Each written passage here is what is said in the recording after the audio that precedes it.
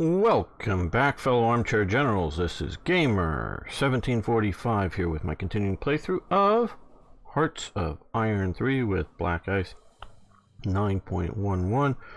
And let's see, it would really help out if you just take a moment and hit that like button, and if you haven't already, please subscribe to the channel. Love to see you around more often. Okay, now I was asked very recently how the air war was going, and I said I'd take a look. And that's another thing, if you post questions, comments, suggestions, it helps me out in so many ways, but it also helps you get a better experience in that I know what you want to see. So okay, here we are, the air war. We got some. Now this unit should be stopping, and I think I need to change it over to more of a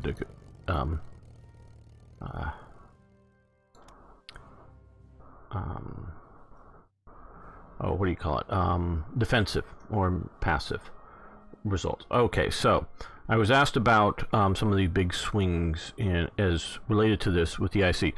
Now the big thing here is available. Okay, we have 0 wasted at the moment. Base is 608, and we have available, which is effective, is 1073. The difference between those are two elements. One, all of the red and green modifiers there, that's one element in the fluctuation of the IC levels being different. The base, what's available, is different from the base, and that's, I would say, the major thing causing significant swings. Is a lot of us modders will want to do build a new battleship. Okay, 3 months, 90 days, though normally when you see it, it'll give a date certain, normally 90 days from the time you click it, minus 5% in ICs or something like that, as you can see here. So it's been coming on and going off is the main thing I think we're seeing.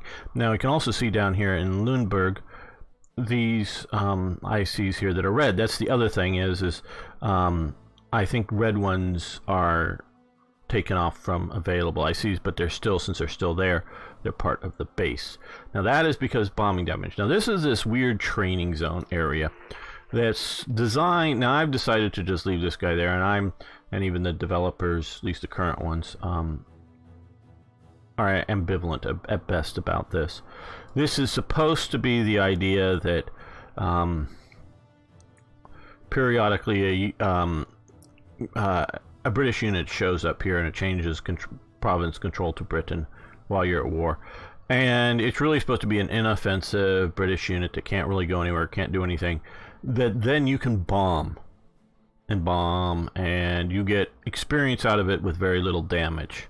And in the meantime, when that's not happening, you get the benefit of the ICs. So if you were to build anti-air here, then when you come in to bomb it, you would be shooting at your own anti-air, so it's counterproductive. But we can look at some of the other areas that we can see within the last 7 days. Some bombings here. Okay, down 1 IC and down some steel and coal. And here we can see down 2 ICs, more steel and coal down, from their base and their modifiers, from what they would be. So those, now I've also noticed out here, they're doing port bombings in Lorient. They've done some minor damage to my subs, these electro boats. And so I am building an additional anti-aircraft gun here, and maybe I should just send these guys down here to get fully repaired before sending out. How do I put this? It's not good to send out naval units with no organization. So once they show up on the map, like I think we have some subs here. Yes, let's drop these guys down here this time. We can send them out now. They get in a fight and you're just immediately taking damage. Yeah, he's a good captain for that. And we'll attach him up there. A little further away, a little harder to hit for air power. Now, back here to this. We can also see some bombing in here. There's no anti-aircraft guns in this province. They've hurt oil, which isn't good, and some other resources. So I'm going to decide to build a couple of anti-aircraft guns here too. And come down here and move that to the top. Oh, wait a minute. Just sort of was doing some of these. I want to cancel those. I have not, I meant to, I'm sure, hit heavy cruisers because I have not been doing techs for battle cruisers, so they're much more out of date. Let's move these before we spend resources on getting them partway done. I don't need very out of date ships, and that'll be cheaper too once we get to that. Building capabilities, some heavy cruisers.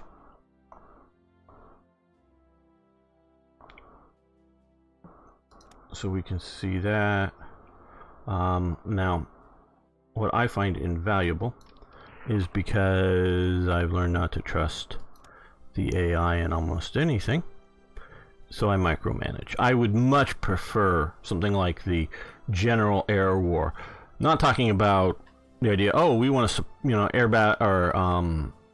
bombing attacks to support invasions, or when I particularly want to micromanage the air. I do other times, like just the general air war. I really wish I could comfortably automate this whole thing and just feel that the AI is doing a good job. Air intercept. Okay, a little bit more. There we go. And since these guys get special bonuses at night, so there are night fighters.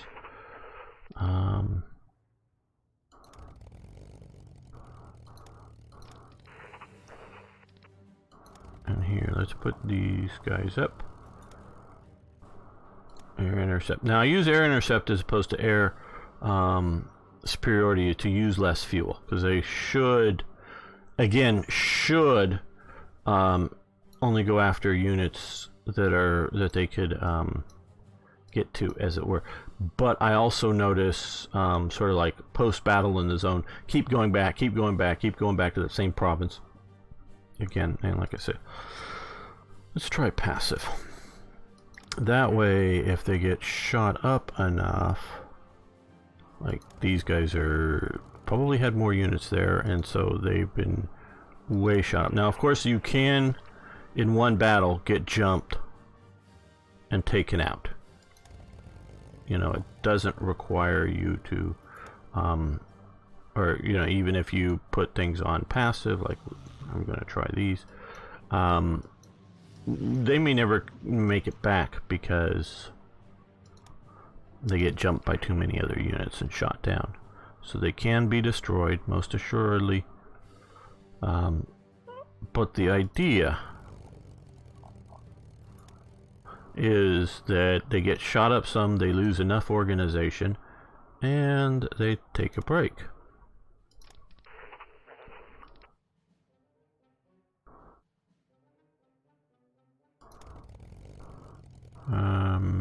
Yeah. Just mostly looking to see if there's anything like this guy who's almost about ready to lose a bunch of units. And it is most definitely cheaper to repair than build fresh units. Okay, Knight. Canhuber was the main guy developing a lot of the German night fighter tactics, and particularly the Canhuber line of radar stations.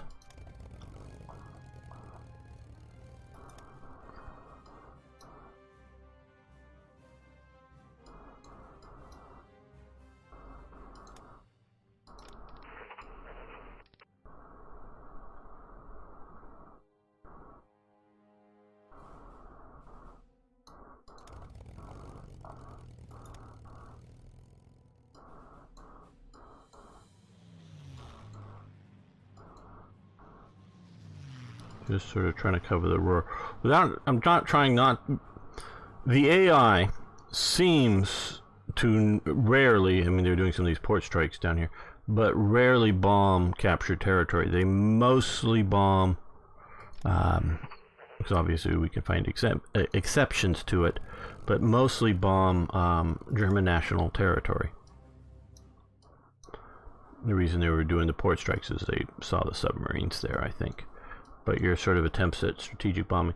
So they normally don't bomb over the Netherlands and Belgium. And the more that we fight nearer to them, the more likely we're going to get more and more fighters in on the action from them. Where if they're coming in a little bit deeper, we can hopefully win and overwhelm them. So that's sort of the air war as it going on. You can see the operational radiuses of the different aircraft where we have them. So, okay, let's get the clock going. We are breaking out here in India. Yes, the Battle of Algiers, African rifles.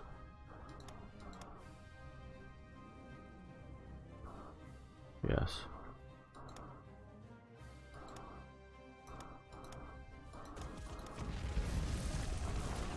Oh, again, yeah. I really wish I'd just take that territory for Italy. That way they would supply it better.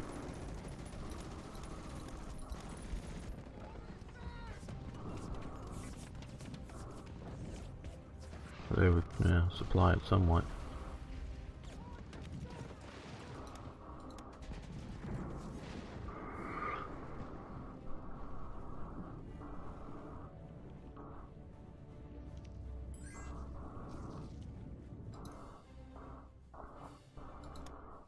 Okay. We are going to need to do a little better job. What's the terrain like here? Okay, we're in the desert. We're going to move towards the plains, so let's go that way.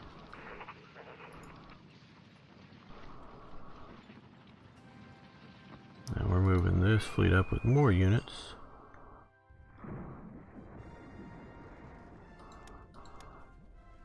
The Soviet, we give them money for rare materials. No, thank you.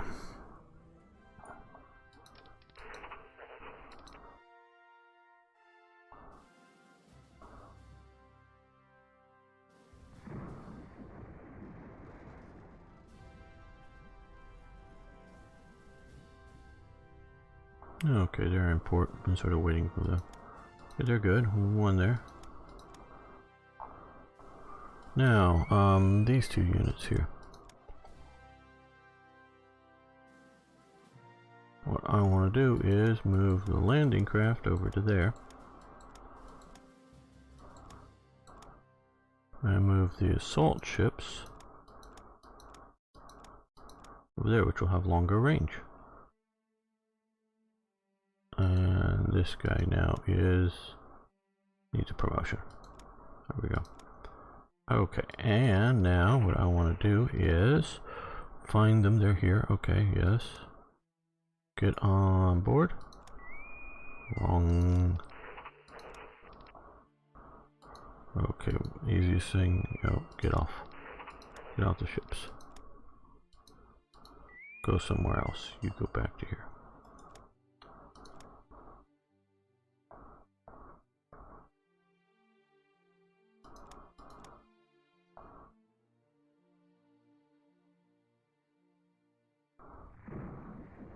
Okay, now that you're gone.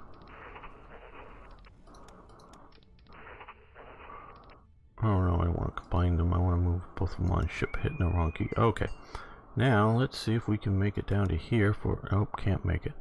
Now the assault cruisers can make it on their own. So probably the destroyers or something is limiting its operational range. That's got to be closer here. So let's move over to here. Rebase. Don't know if that'll be close enough, but it'll be closer. That's a lot of supplies. So we are actually yeah, sending in supplies. Good. Now let's,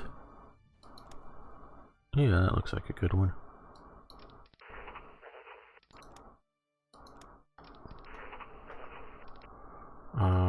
Yeah, let's stick some Brandenburgers there. That way that now has some specialized infantry.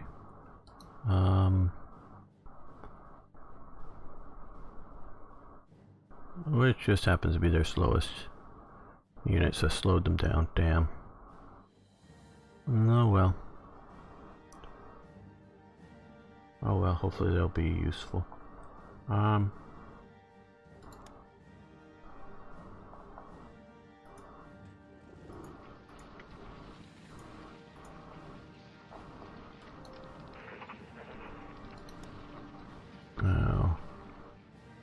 Yeah, we're gonna have, we'll give them here too. No, this is that's all light armor. That's just specifically a fast unit, so let's not slow them down. But that mech unit, okay. I'm just looking at the speeds. Yeah, we're gonna slow them down some. Don't like that. But hopefully with those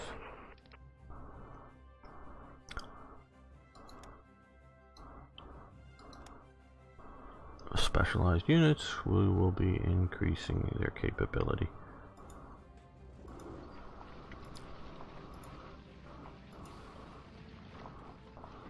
And as I mentioned, this is made up particularly to be a fairly fast unit with self-propelled artillery, armored cars, and whatnot.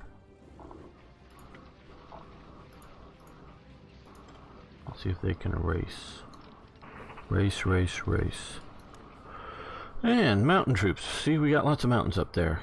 Start heading up and looking for your, no, stay on the right side of the river, because it's, well, where we were at least for a while wanting to go. I didn't want to cross back and forth on the river.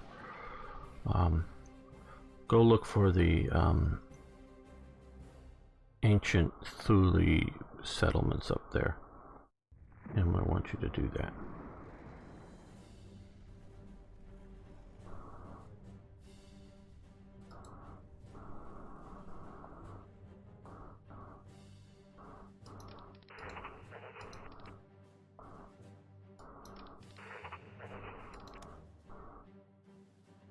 I'm waiting for freaking supplies.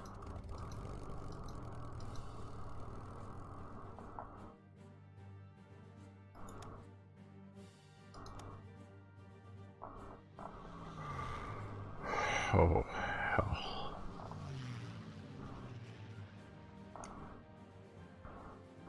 I'm very much thinking I should abandon the Italian front again.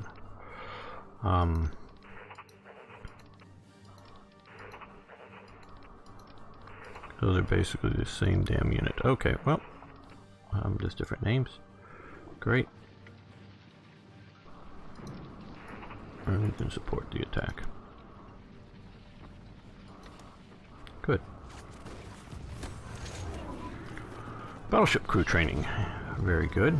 Need good trained, well-trained crews.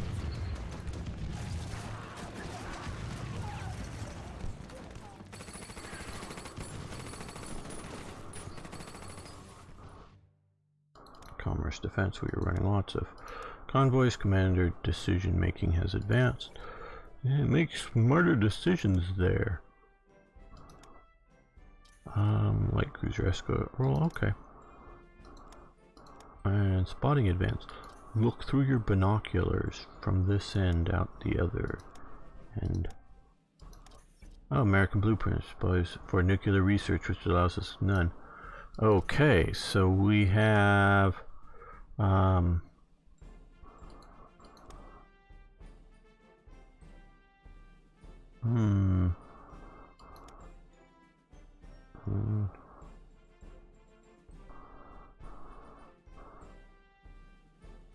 Huh?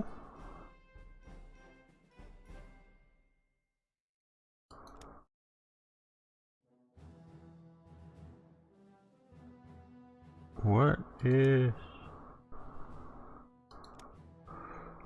stolen plans for nuclear research gives us the following benefit. Okay, maybe it's something that only benefits. Well, I understood that it didn't benefit us in the sense that it wasn't giving us a new effect or a new unit type, but I thought it might be somewhere on a progression, you know. Got to do this before you do that kind of thing.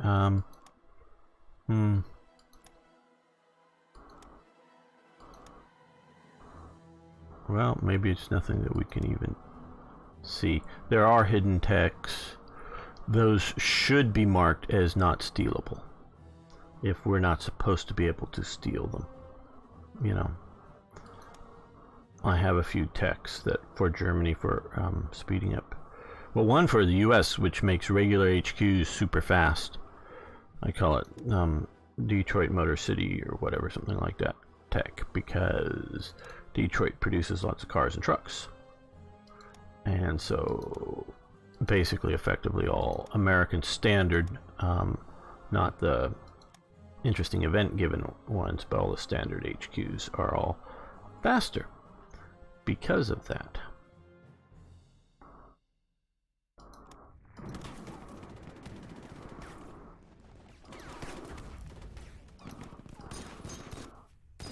Okay, good. Well, we're pushing into there.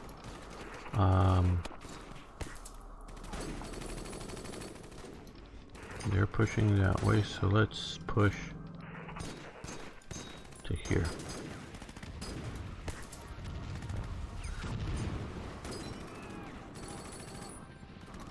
These guys are almost there, but they've almost been there for a long time, it seems like.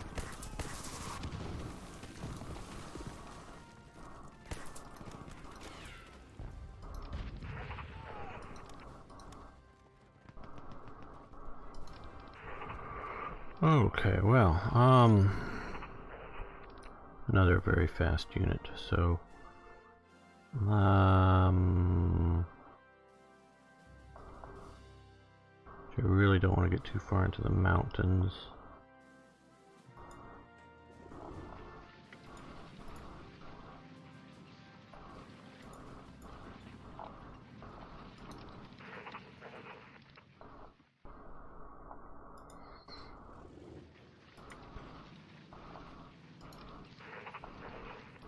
Mostly just doing occupation duty or occupying provinces. Cruiser crew training.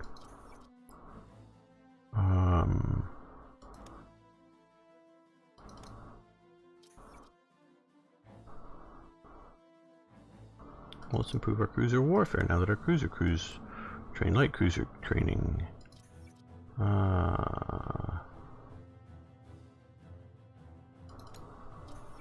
Okay, well. Okay, radar training. And we just got, oh, we've reinforced everything up we needed to reinforce it. Very good.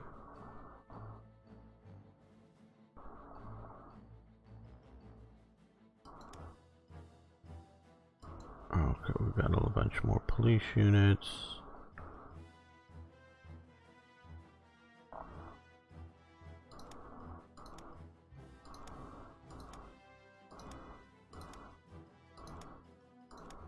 These are sort of made to go to India to help occupy India. We're just going to go click, right click, load it, come on.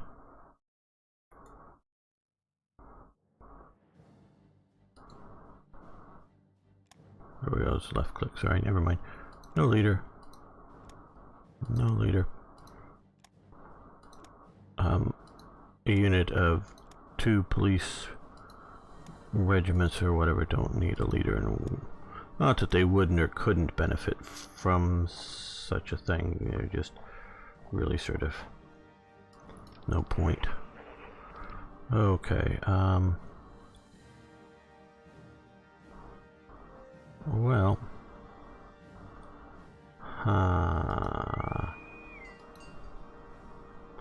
you guys can head back up to here.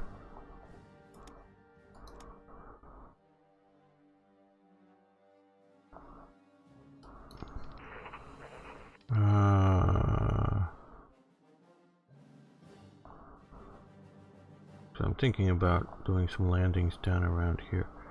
And so, because I don't want to overly stuff this front with units, because we're already seeing a little bit of supply issues, even though we do have a fairly big port.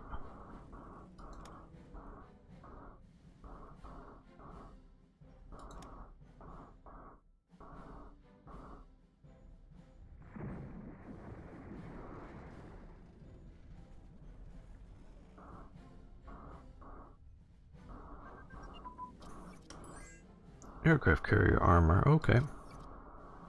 Oh, hit the wrong one.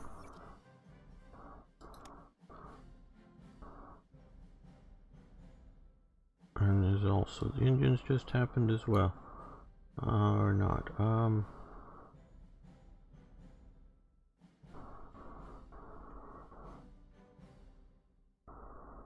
I think we're going to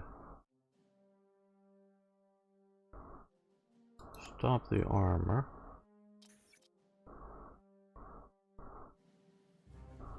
Carrier. Aircraft carrier engines. Okay, well, we've already let it go that far. That's okay. That'll speed things up a lot, which is nice. We do have a fairly good that already.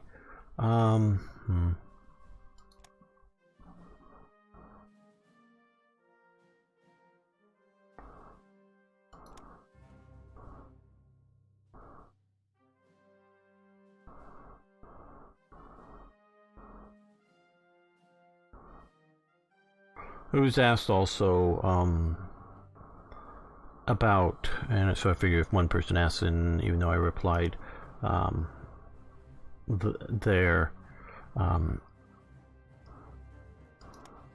figure other people may have the question and haven't read the reply. Why am I researching some 1944 texts and not others? Okay, how do I put this?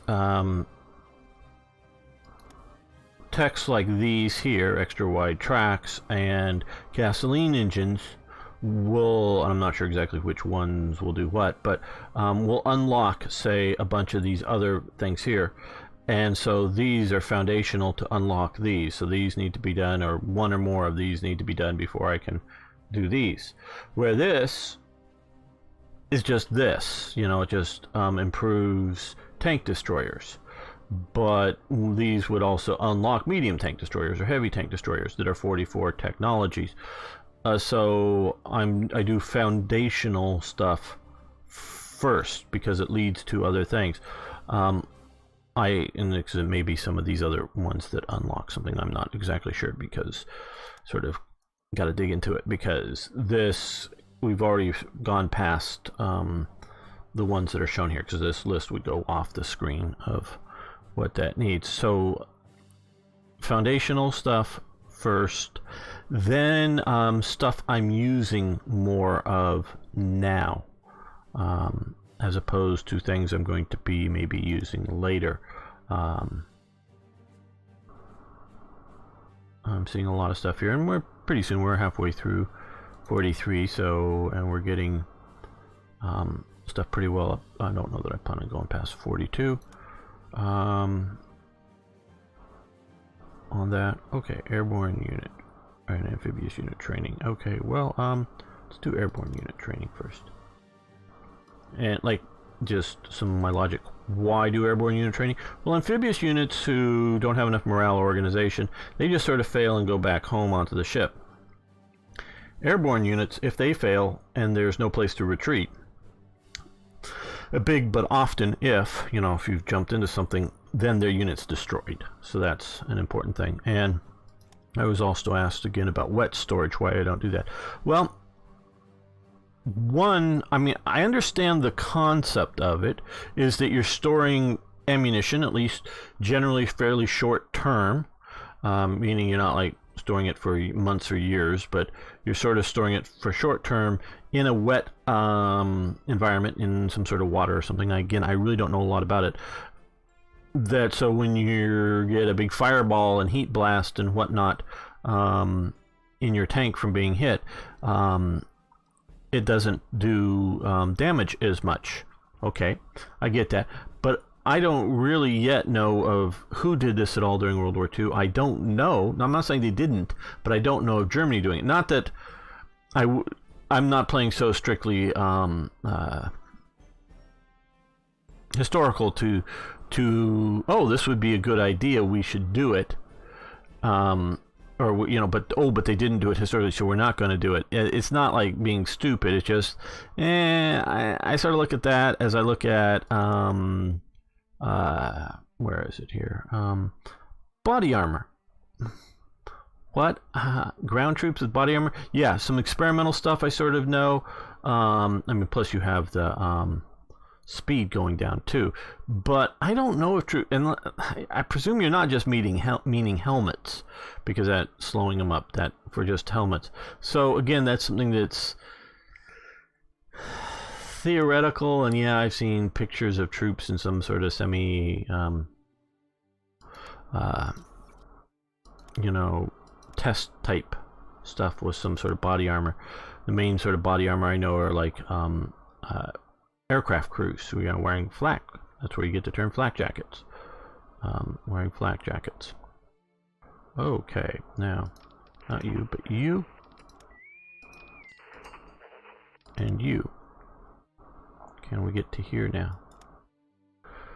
Oh, well, you've had an incident on your way here. Okay. Sort of why we did that.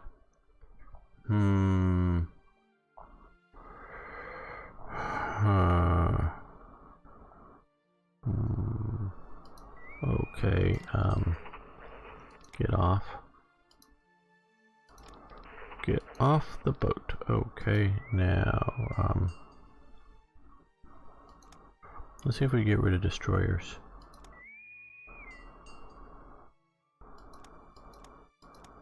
See if that'll give us range.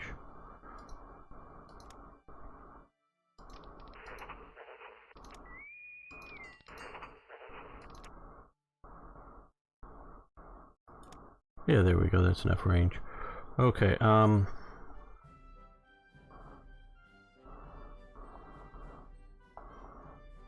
they bumped into somebody here. Okay, where are you based? I don't know. You come over here though. Yes, rebase to there. Okay.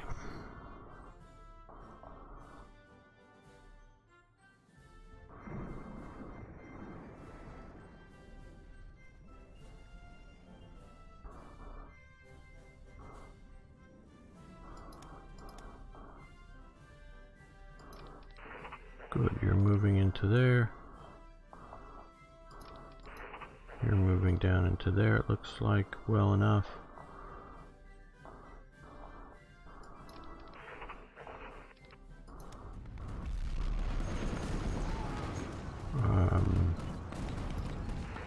These guys can stop attacking.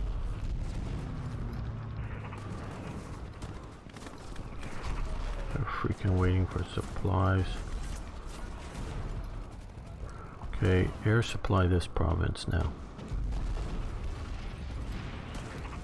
Oh, you probably can't make it. They're waiting, so your province doesn't seem like air supply. We still have these guys. Okay, they're still up there, so you air supply here as well. Bring in air supply from everywhere.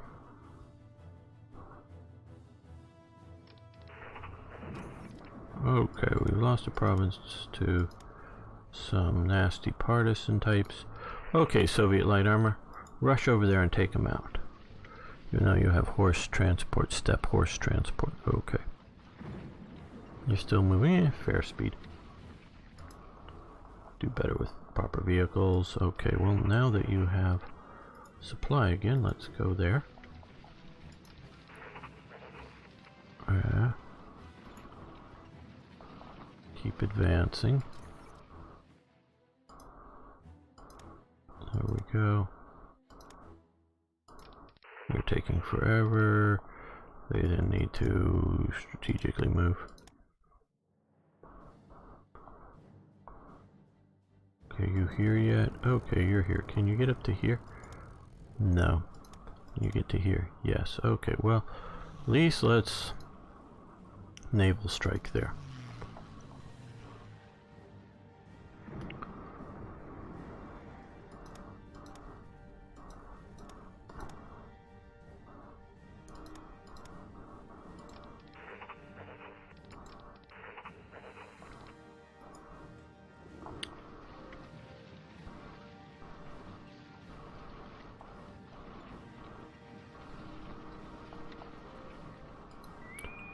Okay, now they're well, at least a little bit organized. Hopefully we have a cushion. Because I quite honestly, I don't mind losing, and this is, as Django mentioned, one thing I've long known. You don't want to do any sort of invasions or transports that have any sort of likelihood of being engaged with everything full. You just don't want to do that.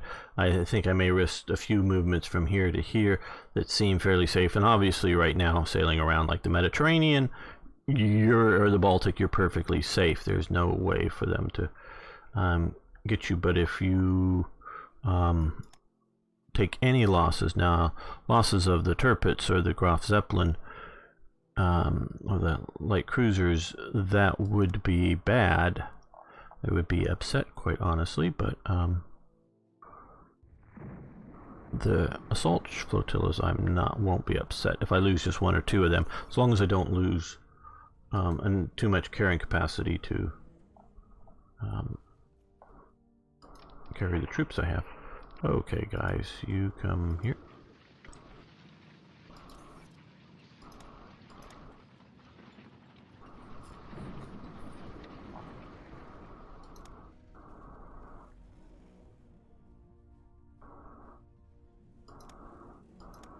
Okay, we've won against more retreating units. See here, even they can't advance because they don't have any more supplies.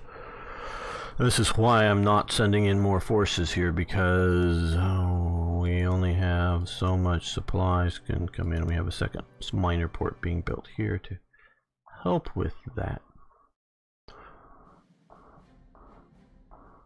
And you're now out of supply and fuel.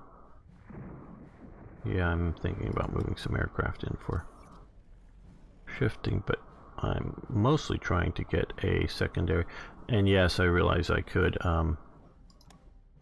have just done a naval invasion down to here, but I really want to sort of shake it up and come down actually to here first, and then, because if I can get to here, which actually I should, well, okay, should send some air power down further. Okay, let's see. What do we have here?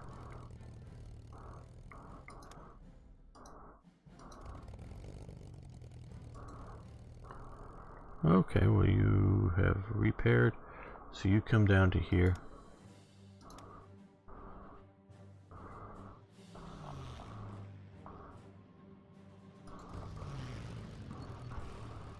Okay, you need to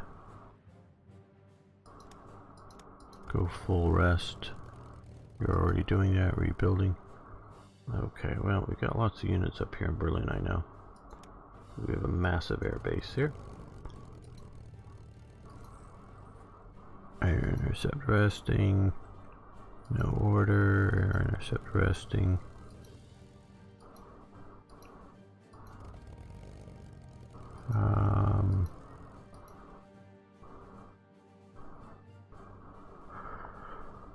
Yeah.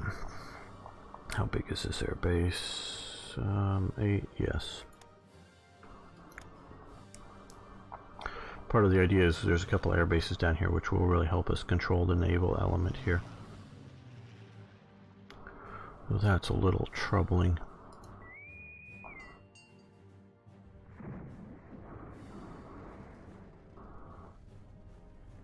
Uh-oh.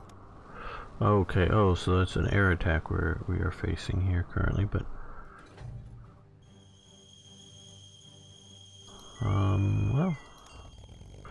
Did they do any good? I see that's got hammered a bit. Maybe they did good because we didn't seem to take real damage.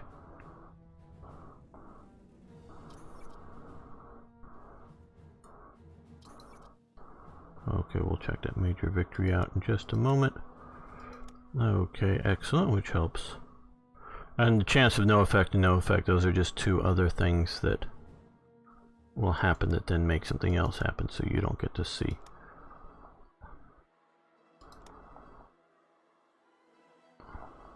Yeah, they're starving. These guys are just straight up starving. No, I'm talking about our people, which are starving a bit too, but these guys are. They just overplayed their hand. We know it's much more than one, but they overplayed their hand in sending units in. Okay, now that you guys have supplies, attack. Join the attack here.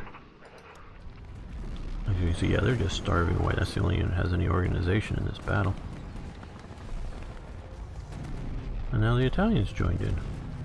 Well, good for you.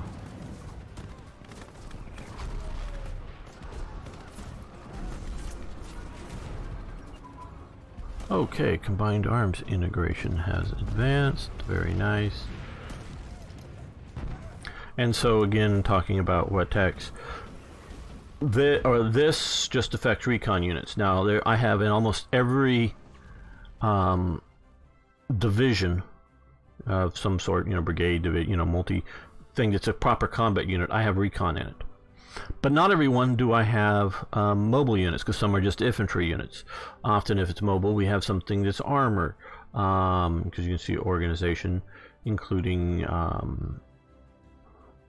I think there's some light armor, Stug type support. So, various stuff. So this only affects armor units, this only affects mobile, this only affects this. Again, artillery is almost everywhere as well, but recon is. The other thing is here, these doctrines here affect every combat. Because if it gets the, it's doing a reckless assault, we can look here, it's these things.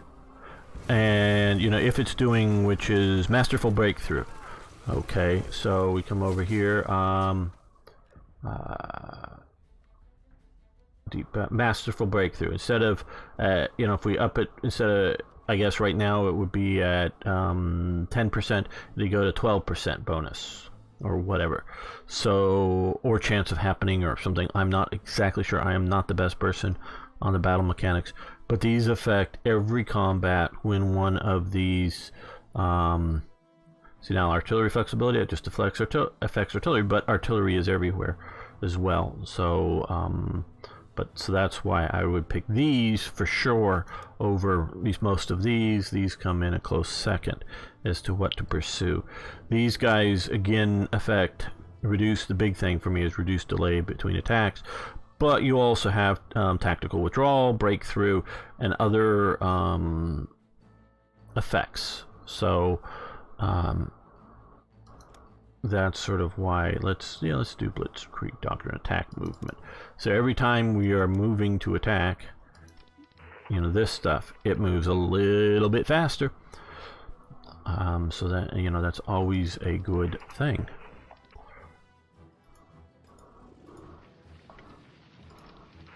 I want to see the terrain type. Okay, we have mountains there. Yeah, oh yeah, I know there's lots of mountains over India. And I do need to see about moving some of these units out of here. It's just been a supply problem. Okay, yeah. Okay, I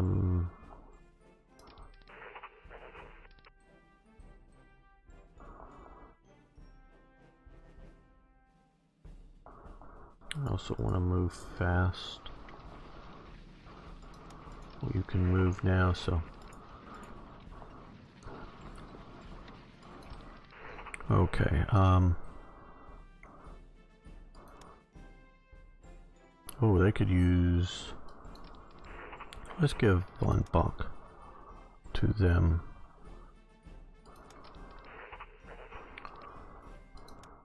There we go. That's a better unit.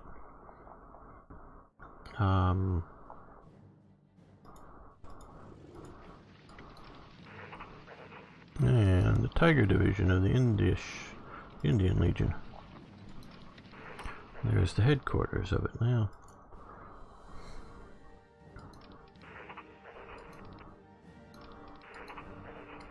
We're going to reorganize things here and attach a lot of stuff to things, but not just yet.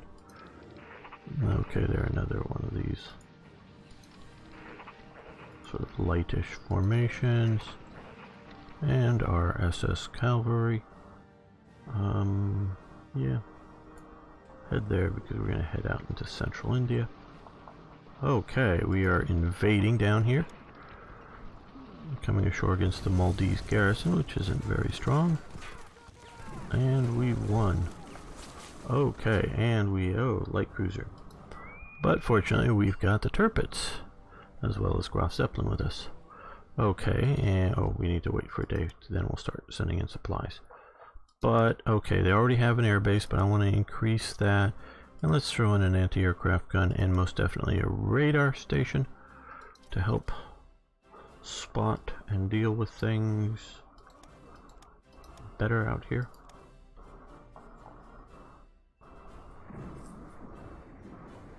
Battle of Jima.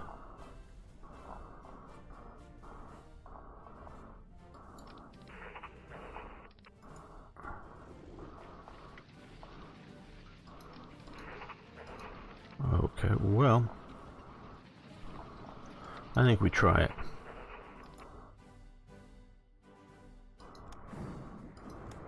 Yeah, I think this is a good idea because they're just losing everything, so we're pushing up that way. They have, they got a heavy cruiser and destroyer only there apparently currently. Wondering if they had any large sort of evacuation type units, you know, transports or something. They were getting smart and getting out, but I think we're going to get to overrun them now. I also sent up here, and I hadn't totally forgotten, just wasn't thinking too much, got these light divisions here.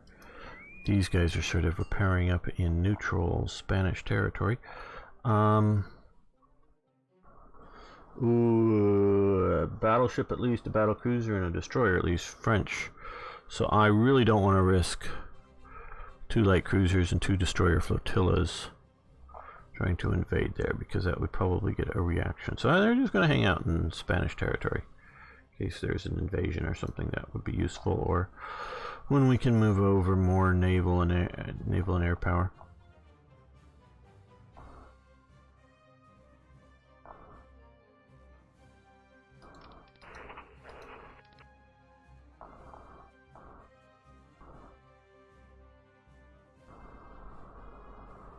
Okay, these guys are here. Oh, okay, so we've actually cut these guys off entirely now. I didn't know that we had done that.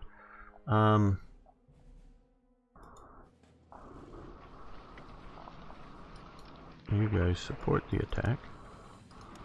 I don't really actually want you going into the province, but we want to try to destroy the unit. There.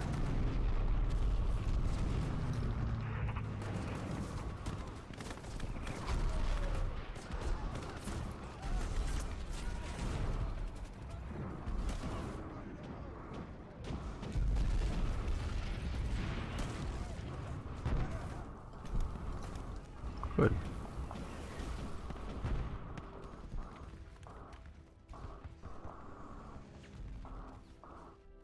Now we can probably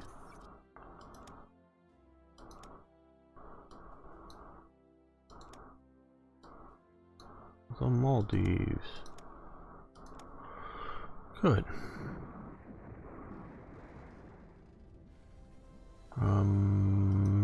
Yeah, I could use a little rest and get out a little bit more before going back in and doing another invasion. But let's see here. Okay, let's throw that together and risk a run for here. Okay, Well, okay, yeah, you go in and get repaired too. We had been using these because they had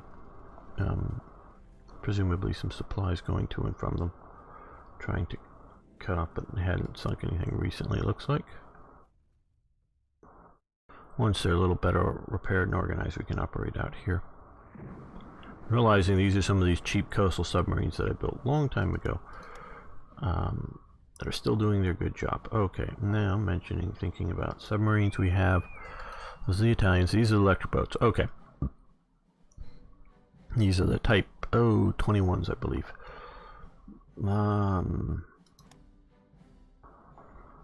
I want to set these off right here. Convoy rating passive. Why do I want to do this right here? Well, partially just as an experiment, or heavily as an experiment. These guys here are the sort of rather modern, type 21 submarines that Germany built. They got one in commission before the war ended, in commission and in operation, meaning they had a crew on board, they had trained up to some degree, they were getting sort of ready to do something, and then the war ends before they go on any sort of combat operation. So Germany, it was too little too late to affect the outcome of the war. And affecting the outcome of the war, in my mind, doesn't mean whether Germany wins or loses. It's affect, does it delay the end of the war? Does it change, does it affect the outcome? Because say, I don't know, throwing an extra 20 tanks, on the German side in the Battle of Kursk isn't going to affect the outcome of the battle.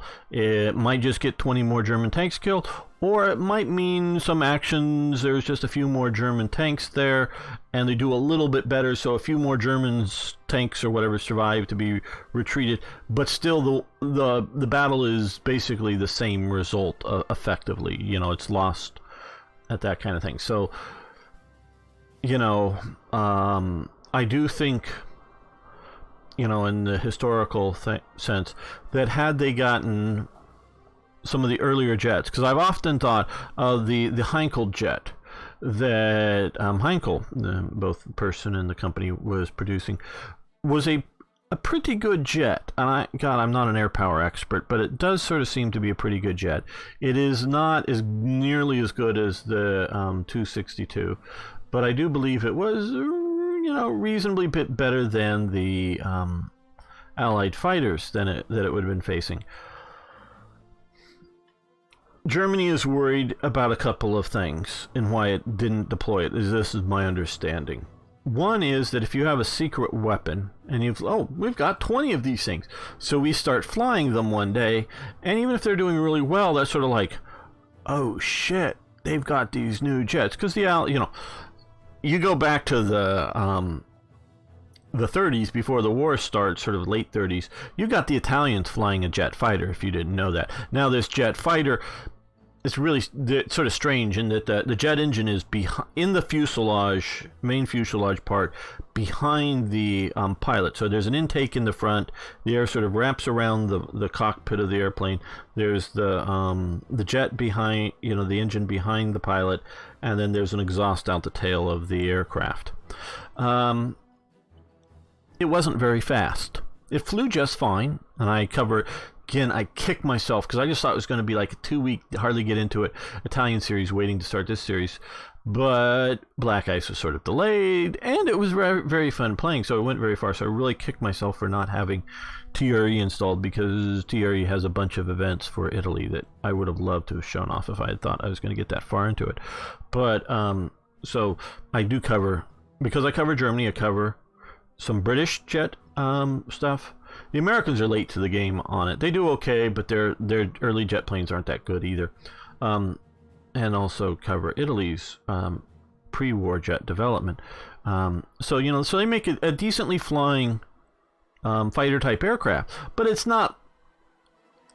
And you can look at some of the stats. I don't remember all, but from what I remember, it's not significantly faster, or maybe not even as fast as some of the conventional propeller-driven fighters that Italy had. It's just, a aircraft in development. And of course, I don't know I'm sure at some level it's a secret operation, but I don't know that the idea that they're building a jet aircraft is secret. I'm just sure it's.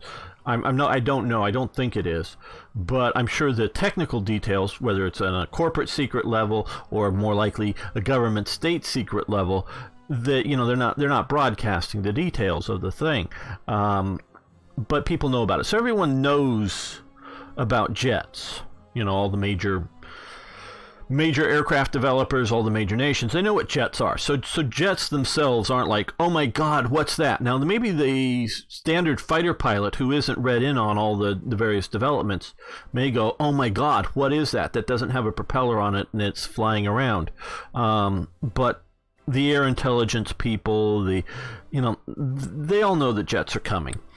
The question is, one, how to build them. Germany's jet engines were a rather good design by the time they're coming out, but they melt very, very quick. And I mean that in a literal sense, in that, maybe not quite to I don't know. I just don't know. They don't have good heat.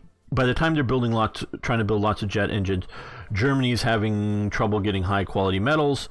And so jet engines have a very short life for Germany because they basically don't deal well with all the heat developed. So I'm presuming it's melting or somehow getting brittle and breaking, or I don't know. But they have to be replaced. Now you can recycle the metals. You might even be able to recycle some of the parts in the engines, but you burn through engines fast. And so on a logistical sense, that if, say, the Americans are testing it and they've got a decent working jet engine and it's flying the aircraft good, but, it's like, I don't know, let's just say 20 hours or 10 hours or whatever of flight use, and then you got to get a new jet engine. Or two, or however many you have in the aircraft. So you've got to do that. Now, this is another thing that really makes the 262 such a nice aircraft, in that the jet engines were external on the wings so that they're quickly to be removed and replaced. I mean, in a very short time, where if it's something that's built into the hull of the aircraft, it's going to take a lot longer to replace. Again, I'm not an aircraft mechanic and can't quite tell you on maintenance time. But if you're trying to maintain jet engines that in however many hours of flight time, and if you're talking, say, it's a couple hours to Berlin and back, or an hour, so it's few flights, and then because you're not Germany defending its own territory, so if you have a spotty jet engine, and if you have two on the aircraft, you could shut one down and land, and you're sort of pushing it, but you're fighting over your own territory. If you're fighting over enemy territory, you want to turn around and go home. Britain was so worried about its jet fighters falling into enemy hands because they thought they were good national secrets and didn't want the Germans to find out about them, so they intentionally did not fly them outside of basically Britain, so that if they were either to be shot down or just have engine trouble and forced down, they would not fall into enemy hands, get any sort of technical details. Now, the 262 was better aircraft, but just the mere fact that you have a better aircraft doesn't mean that some widget inside the British jet fighter, I don't know, fuel flow valve or something, I don't know what it might be, could be better. And the Germans go, that's a brilliant idea of how to do that. We need to incorporate that little bit into our aircraft, and maybe something that isn't a major overall design change, but something that could be done. So there may be still some technical, even, we're talking late 44, early 45, closing days of the war, when the British jets become operational. There isn't really time to, and everyone, at least in the Allied side, knows that Germany's days are coming to an end. So there's not,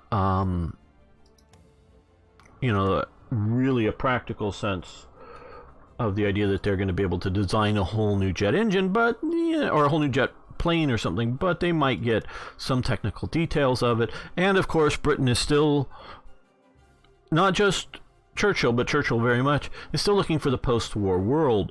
He doesn't want, say, Germany to get a look at a down jet fighter, get, draw plans and schematics, and then, say the Soviets roll through and pick up the technical details, or maybe even those dastardly Frenchmen. We don't want them to know the technical details of it. Now, it could just be, whether for the Frenchmen or somebody else, industrial secrets, meaning let's sell British jets to the world, whether it's commercial or fighters, military aircraft, for a few more years before the French get a chance to, build their Mirages, as we know eventually they do. But, so there's different reasons for that. And so you have those kind of things. So you have the technical things falling in the enemy hands, but you also have the idea that if they see that you have jet engines, they can start preparing for them. Meaning if you're just flying, you got 20 operational. Well, start flying those today. And so they then start encountering them in small numbers, start trying to figure out tactics on how to deal with, I don't know what it might be. How do the fighters engage the jets coming in for the bomber formations? But you start trying to work out tactics and figuring it out. And so you start doing okay, as opposed to all of a sudden one day, over Germany, you've got 150 fighters, jet fighters, all streaming up at once to a major, incoming American bomber formation, and you have enough aircraft, enough pilots trained to do that a lot, so that you overwhelm the system. You shoot down a bunch of aircraft, and you just change the odds. So I understand the sort of technological element and the element of you don't want to forecast your events. But had you put that Heinkel into operation, now of course again, they didn't have the materials, they didn't have kinds of stuff that may not be a good idea, but I've often thought if you looked at that and just based them sort of in the heart of Germany, and or I also thought of putting them out over Ploetzy, where they would be fairly safe, and because they're just marginally better than the Mustangs or whatever, the P-51s. You fly them on your most advantageous ground to sort of show them off. As you say, watch the incoming bomber and fighter formations. You take them off, get them up in, get them up into the sun, get them ready, and come slashing in on the fighter formation sort of deep in Germany to change the game, but to hopefully not let any of effectively any of them get shot down. And you start doing the system. Had you done that earlier, or just simply, and we can talk about Hitler delaying, demanding that no, develop the 262 to be able to do ground attack as well. Well, Stuka in a way is really good because it's really slow, so the pilot can get up high.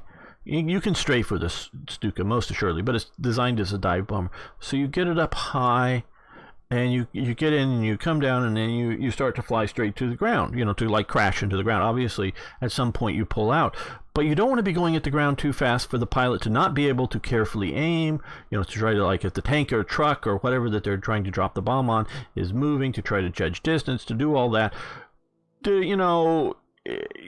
Faster means it's harder to hit in a way, but still, you want to be able to use that human talent to get and aim well, and then be able to pull out of the dive and get out and not pile into the ground. So even before you have a lot of smart bombs. I mean, smart bombs really in largish numbers.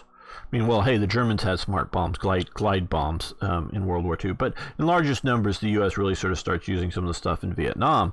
But even without that, sure, you got lots of ground attack with jets, but still, some of the best going on, including into the Vietnam era, were the Sky Raiders, some of the late model piston-driven aircraft.